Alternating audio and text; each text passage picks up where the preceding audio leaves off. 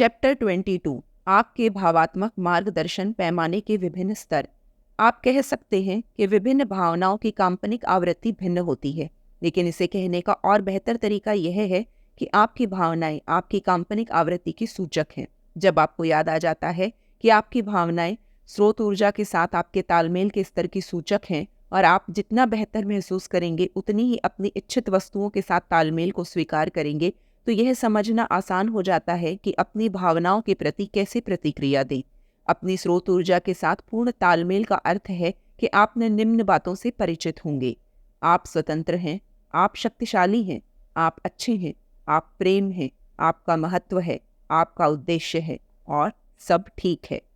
जिस भी समय आप उन विचारों पर विचार कर रहे हों जो आपको आपके वास्तविक स्वभाव को जानने का कारण बने, आप अपने वास्तविक स्वरूप के साथ तालमेल में हैं, क्योंकि यह पूर्ण तालमेल की स्थिति है और वे विचार जैसे महसूस होते हों उनका भावनाओं के साथ पूर्ण संबंध है। यदि आपकी सोच किसी वाहन के फ्यूल गेज की जैसी है तो तालमेल की यह स्थिति भरे टैंक के समान है। दूसरे शब्दों में, एक ऐसे गेज या पैमाने की कल्पना करें जिसमें ग्रेडेशन या डिग्री हो, जो स्रोत ऊर्जा के साथ आपके संबंधों की स्वीकार्यता की स्थिति से लेकर स्रोत ऊर्जा के साथ आपके तालमेल की सबसे प्रतिरोधी अस्वीकार्यता की सूचक हो। आपकी भावनाओं का पैमाना कुछ इस तरह से दिखाई देगा। पहला, आनंद, ज्ञान, सशक्तिकरण, स्वतंत्रता, प्रेम, सराहना। दूसरा, जोश। तीसरा, उत्साह, आतुरता, खुशी। चौथा, सकारात्मक प्रत्याशा, विश्वास। पांचवा, आशावाद। छठा, आशापूर्णता। सातवां, संतोष। 8, ऊब। 9, निराशावाद। 10, कुंठा, संताप, अधैर्य। 11, व्याग्रता। 12, मायूसी। 13, संदेह। 14, चिंता। 15, दोषारोपण। 16, निराशा। 17, क्रोध। 18, प्रतिशोध। 19, घृणा, रोष। 20, ईर्ष्या। 21, असुरक्षा, ग्लानि, अनुपयुक्तता। 22, भय, दुख, अवसाद, आशाहीनता, शक्तिहीनता। विभिन्न चीजों के लिए एक ही शब्द उपयोग होता है और एक ही चीज के लिए विभिन्न शब्द उपयोग किए जाते हैं। इसीलिए आपकी भावनाओं के लिए यह शब्द लेबल हर व्यक्ति द्वारा अनुभूत की जाने वाली भावनाओं के लिए बिल्कुल सटीक नहीं होंगे, बल्कि भावनाओं को शब्द लेबल देना भावात्मक मार्गदर्शन पैमाने के वास्तविक उद्देश्य में आपके भ्रम और विचलन का कारण बन सकता है। आपके लिए सबसे महत्वपूर्ण यह है कि आप बोधपूर्वक ऐसे एहसास तक पहुंच रहे हैं जो सुधरा हुआ है। अनुभूतियों के शब्द महत्वपूर्ण नहीं होते। अपने भावात्मक मार्गदर्शक पैमाने को बोधपूर्वक आगे बढ़ाने का उदाहरण, तो आपके अनुभव में कुछ ऐसा घटता है जो आपको बहुत बुरा महसूस हुआ है। कुछ भी ठीक नहीं लग रहा, कुछ ठीक महसूस नहीं हो रहा, ऐसा लग रहा है जैसे आप घुट रहे हैं और प्रत्येक विचार उतना ही कष्टकारी है। आपकी भावात्मक स्थिति को बयान करने वाला निकटतम शब्द है अवसाद। यदि आप स्वयं को कुछ करने के लिए प्रेरित कर सके तो शायद कुछ अच्छा महसूस हो। जो चीज़ आपको परेशान कर रही है, यदि आप उसे अपने दिमाग से निकालने के साथ ही अपने काम पर ध्यान लगा सके तो आप कुछ अच्छा महसूस कर सकते हैं। ऐसे बहुत से विचार हैं जिनसे आप अपने आप को अवसाद से बाहर निकाल सकते हैं। हालांकि काल्पनिक रूप से आप फिलहाल उनमें से ज्यादातर तक नहीं पहुंच पा रहे, लेकिन जब आपकी मंशा किसी विचार को खोजने की होती है, कोई ऐसा विचार जो अच्छा महसूस हो और आप बोधपूर्वक जागरूक रहते हैं कि वह विचार कैसा अनुभूत होता है, तो आप भावात्मक मार्गदर्शन पैमाने की तुरंत आगे बढ़ने लगते हैं। वास्तव में यह एक विचार किसी भी विचार पर विचार करने की प्रक्रिया है और तब बोधपूर्वक आकलन करना होता है कि इस नए विचार से आपको इस विचार से पहले की तुलना में राहत का एहसास हो रहा है। आप सोचते हैं और अच्छा महसूस करते हैं, सोचते हैं और महसूस करते हैं, सिर्फ एक मंशा के साथ कि राहत की थोड़ी सी मात्रा का एहसास हो सके। चलिए मान लेते हैं किसी ने आपको कुछ ऐसा कहा है जिससे आप क्रोधित हैं, या किसी ने अपना वादा नहीं निभाया है। इस क्रोध विषय पर केंद्रित रहते हुए आप देखेंगे कि आपको अपने अवसाद से थोड़ी राहत मिल रही है। दूसरे शब्दों में, इस क्रोधपूर्ण विचार के बीच आपको सांस लेने में कोई दिक्कत नहीं हो रही। क्लोस्ट्रोफोबिया का एहसास चला गया है और आपको थोड़ा अच्छा महसूस हो रहा है। यह अपनी भावात्मक मार्गदर्शन प्रणाली को प्रभाव ढंग से उपयोग करने का सबसे महत्वपूर्ण कदम है। रुकें और बोधपूर्वक स्वीकार करें कि आपके द्वारा चयनित क्रोध का विचार, जिसने घुटन भरे अवसाद को बदल दिया है, अच्छा महसूस हो रहा है और अपने इस सुधरे हुए कंपन को बोधपूर्वक पहचान से आपका शक्तिहीनता का एहसास नरम पड़ जाएगा। अब आप अपने भावात्मक मार्गदर्शन पैमाने पर आगे बढ़ गए हैं और आपका संबंध पुनः अपने वास्तविक स्वरूप से हो गया है। कोई भी मेरे अच्छा महसूस होने वाले क्रोध को हतोत्साहित क्यों करेगा? अक्सर किसी अत्यधिक प्रतिरोधी कंपन जैसे अवसाद या भय में आप पहले ही सहज प्रेरणा से बिना प्रयास किए कष्ट निवारक क्रोध के एहसास को खोज लेते हैं। लेकिन ऐसे बहुत से लोग हैं जो आपको यह यकीन दिलाएंगे कि क्रोध करना अनुचित है, लेकिन निश्चय ही वे आपके भीतर की वह बात नहीं जानते, इसीलिए उन्हें इस सुधार का एहसास नहीं होगा जो इस क्रोधपूर्ण विचार से आप में हुआ है। इसीलिए वे अक्सर आपको क्रोध न करने की सलाह देते हैं, जिससे आप अवसाद की पुरानी स्थिति में लौट जाते हैं। लेकिन जब आप बोधपूर्वक जानते हैं कि आपने क्रोधपूर्ण विचार का चुनाव इसीलिए किया है क्योंकि इससे आपको राहत मिली है, तो आप बोधपूर्वक यह भी समझ सकेंगे कि आप थोड़े प्रतिरोध के बाद क्रोधपूर्ण विचार से आगे कुंठा तक बढ़ सकते हैं, और तब आपका भावात्मक मार्गदर्शन पैमाना बढ़कर वहां पहुंच जाएगा जहां आप पूरे तालमेल से रहते हैं। आपका छोटा सा सुधार इतना महत्वपूर्ण क्यों है?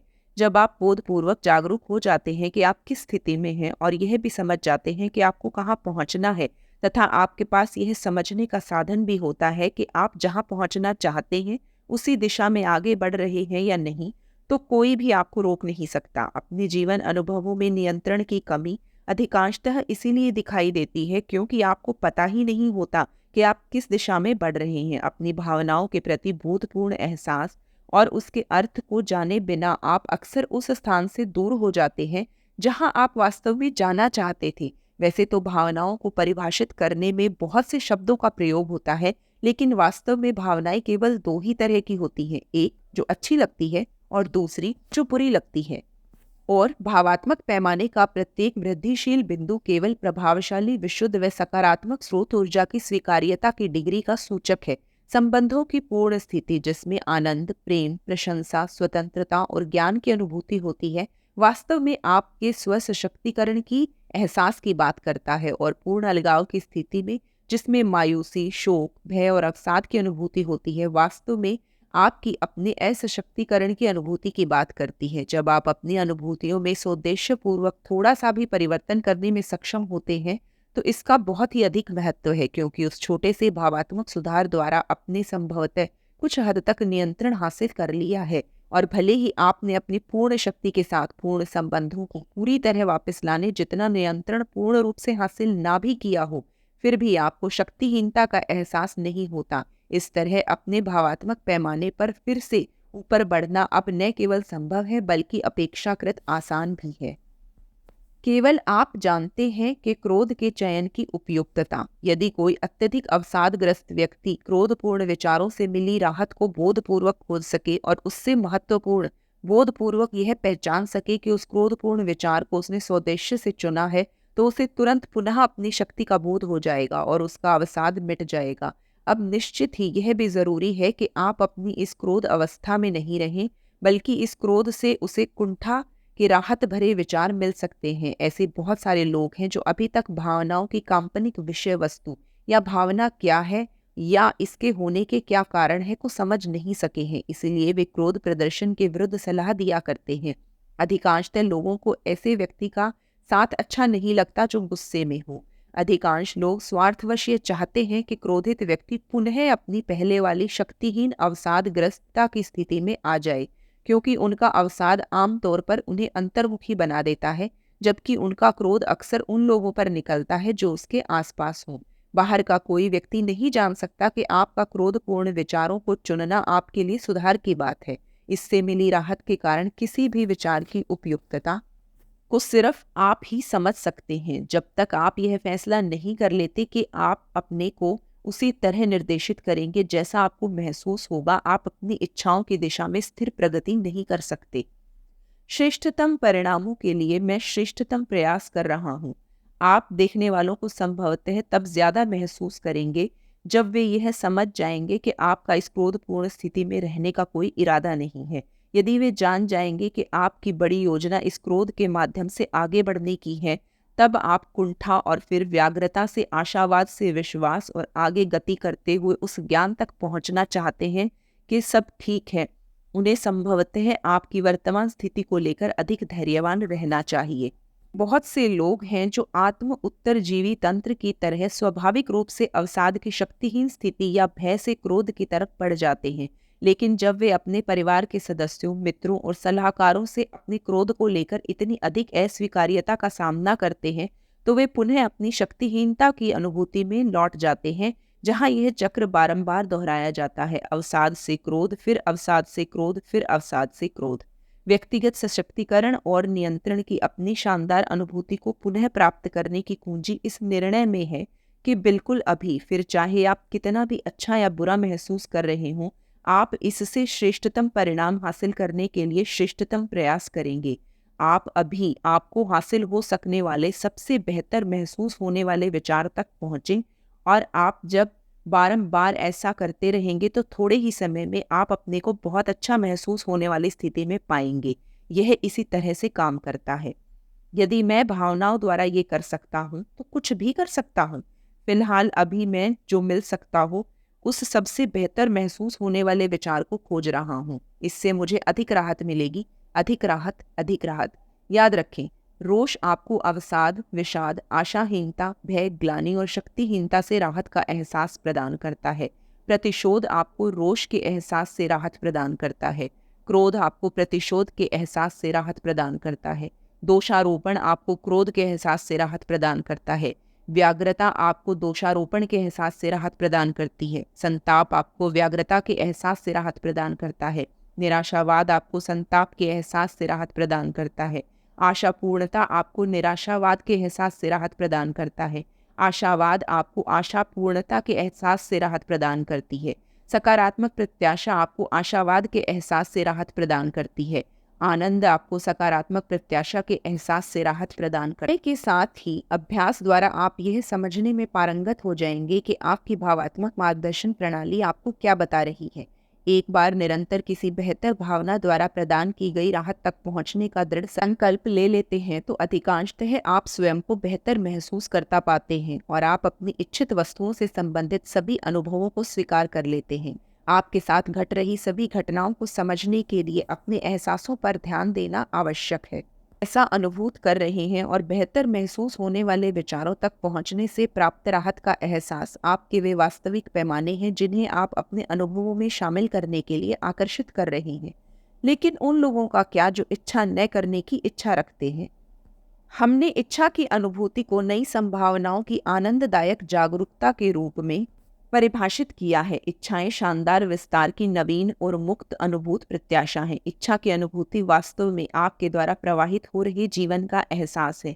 लेकिन बहुत से लोग इच्छा शब्द का प्रयोग करते हुए भी बिल्कुल अलग तरह महसूस करते हैं। उनके लिए इच्छाएं प्रायः ललक के जैसी होती हैं। इसीलिए वे चीज को अनुभव करना या पाना चाहते हैं, उस पर केंद्रित रहते हुए वे उसकी अनुपस्थिति के प्रति भी समान रूप से जागरूक रहते हैं। अतः वे इच्छा शब्द का प्रयोग करने के बावजूद कमी के कंपनों को प्रस्तावित करते रहते हैं। वे मानते हैं कि इच्छा की अनुभूति किसी ऐसी चीज को चाहना है जो उनके पास नहीं है, लेकिन विशुद्ध इच्छा में कमी की अनुभूति नहीं होती।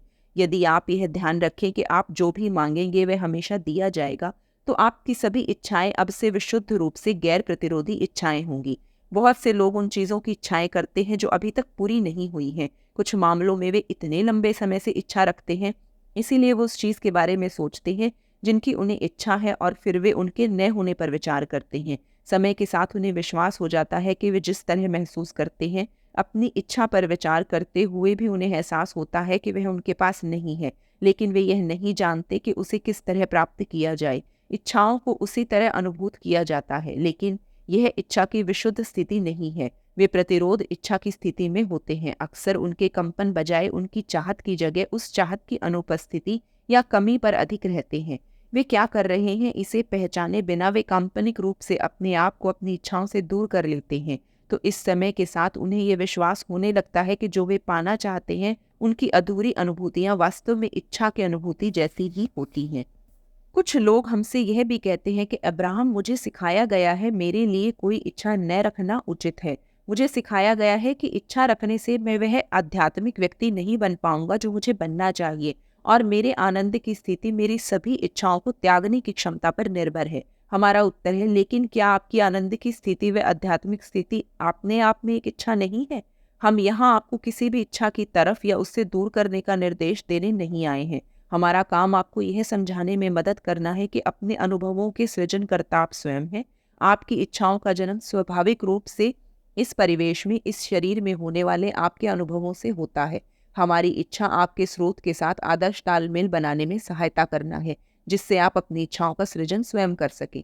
हम समझते हैं कुछ लोग आपको अपनी इच्छाओं को त्यागने के लिए क्यों कहते हैं। इससे आप अच्छा महसूस करते हैं, क्योंकि आप जिन नकारात्मक भावनाओं को महसूस कर रहे हैं उनका कारण आपके मौजूदा कंपन और आपकी इच्छाओं के कंपन के बीच के काल्पनिक अंतर के कारण है। लेकिन तालमेल बनाने के लिए इच्छाओं को त्यागना कठिन रास्ता है, क्योंकि संपूर्ण ब्रह्मांड आप में पुनः एक और इच्छा को जन्म देने में मदद की ओर अग्रसर है। अतः अपने स्रोत के साथ तालमेल बनाने और अच्छा महसूस करने का अधिक सरल तरीका अपने प्रतिरोध को दूर करना है। क्या आपकी इच्छाएं अगले तार्किक कदम जैसी लगती हैं? आपकी कल्पना करने की क्षमता आपको अगला तार्किक कदम तेजी से उठाने में मदद करती है। कल्पना में आप इनकी कमियां दूर कर सकते हैं। आपको छोटी या बड़ी चीजें बनाने की आवश्यकता नहीं होती। आप ये सब अपने मन में कर सकते हैं। यहाँ हम अगले तार्किक कदम की बात नहीं कर रहे। हम आपके तब तक के लिए अपनी कल्पना को उपयोग करने की बात कर रहे हैं जब तक आपके बड़े सपने इतने परिचित महसूस नहीं होने लगते कि अगला तार्किक कदम उनका प्रत्यक्षीकरण हो।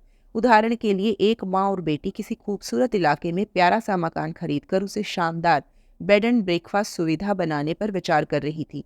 बेटी ने माँ से कहा, यदि हम ऐसा कर सकें तो इससे मुझे जिंदगी भर की खुशी मिल जाएगी। यदि ऐसा हो गया तो मैं वह हर काम कर सकूंगी जो मैं करना चाहती थी, लेकिन कर नहीं सकी। हम बताना चाहते हैं कि यहाँ बेटी की इच्छा अभी उस विशुद्ध स्थिति में नहीं आई है जो उसके प्रत्यक्षीकरण अनुभव की स्वीकृति हेतु आवश्यक है। जब आपकी इच्छा इतनी बड़ी अनुभूत हो जिसे पूरा नहीं किया जा सकता है, तो यह प्रत्यक्षीकरण के कगार पर नहीं है। जब आपको अपनी इच्छा अगला तार्किक कदम लगे, तब वह प्रत्यक्षीकरण के कगार पर होती है। नियंत्रण का एहसास हो जाए तो आप भी आनंद लेंगे। अपनी अनुभूतियों को महसूस करके आप बता सकते हैं कि आपके कंपनों की दशा ब्रह्मांडीय बल को अपनी इच्छा को पूरा करने की स्वीकृति दे रही है या नहीं। अभ्यास होने पर आप जान जाएंगे आप प्रत्यक्षीकरण के कगार पर हैं या ऐसा होने में कुछ कदम बाकी है। लेकिन सबसे महत्वपूर्ण, एक बार जब आपको नियंत्रण का एहसास हो जाएगा तो आप भी आनंद लेने लगेंगे। आप उस विविधता और विरोधाभास का आनंद लेंगे जो आपको आपकी इच्छा पहचानने में मदद करेगा। आप खुद अपनी इच्छा की उत्तेजना का आनंद ले सकेंगे, जिसकी शुरुआत खुद आपके बहुमूल्य दृष्टिकोण से हुई है, आपके भीतर से प्रवाहित है। अपनी इच्छा के साथ काल्पनिक मेल न होने पर आप अपनी बोधपूर्ण जागरूकता की उत्तेजना का आनंद लेंगे और आप बोधपूर्वक अपनी इच्छा के साथ पुनः काल्पनिक तालमेल बन जाने का आनंद लेंगे। आपको इस बात से राहत मिलेगी कि संदेह समाप्त हो गए हैं और उसकी जगह कल्याण की सुरक्षित अनुभूति ने ले ली है। आप आगे होने वाली चीजों को भांपकर आनंदित होंगे। आप नई शुरुआत होने वाली चीजों को लेकर आनंदित होंगे और आपको अपनी इच्छाओं को प्रत्यक्ष होते देखना अच्छा लगेगा। बोधपूर्ण जागरूकता में आप आनंदित होंगे कि आपने स्वदेश्य पूर्वक अपनी इच्छाओं को इस तरह गढ़ा है जिससे वे इस तरह वास्तविक हो गई हैं जैसे आपने अपने हाथों से किसी मिट्टी की मूर्ति को बनाया हो। आपको ये अनुभूतियां अच्छी लगेंगी जो आपको अपने अनुभवों के फलों के साथ तालमेल बनाने से हासिल होंगी। संपूर्ण ब्रह्मांड आपके भीतर नवीन जीवन प्रदत्त इच्छाओं को जागृत करने के लिए अस्तित्वगत है, और जब आप अपनी इच्छा के साथ प्रवाहित होने लगेंगे तब आपको वास्तविक जीवंतता की अनुभूति होगी और आप वास्तव में जीवन जिएंगे।